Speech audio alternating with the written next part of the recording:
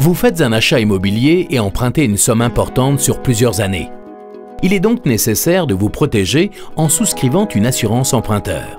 Cette assurance vous garantit que votre prêt sera bien remboursé en cas d'événement grave. Mais surtout, l'assurance emprunteur vous protège vous et votre famille. En cas de coup dur, elle permet d'éviter à vos proches que le remboursement de votre prêt devienne une charge financière insurmontable pour eux. Explication. Le montant de votre prêt doit être assuré en totalité, c'est-à-dire à 100%. Vous empruntez seul, c'est vous qui êtes assuré à 100%. Si vous empruntez à deux, le prêt doit être également sécurisé à 100% au minimum.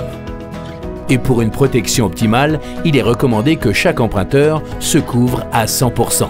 Ce taux de couverture est aussi appelé quotité. Concrètement, c'est la part que prendra en charge l'assureur si l'un des emprunteurs n'est plus en capacité de rembourser le prêt.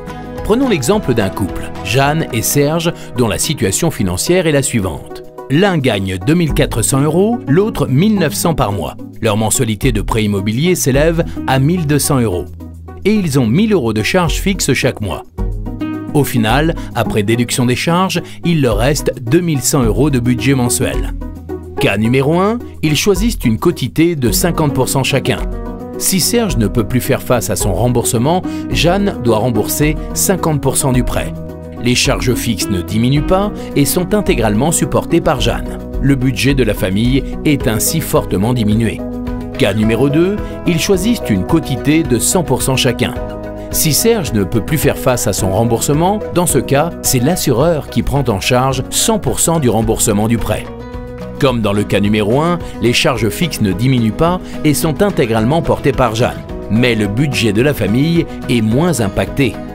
Voici pourquoi l'assurance emprunteur est indispensable, pour protéger ceux que vous aimez en leur permettant de maintenir leur niveau de vie et de garder le logement s'il vous arrive quelque chose.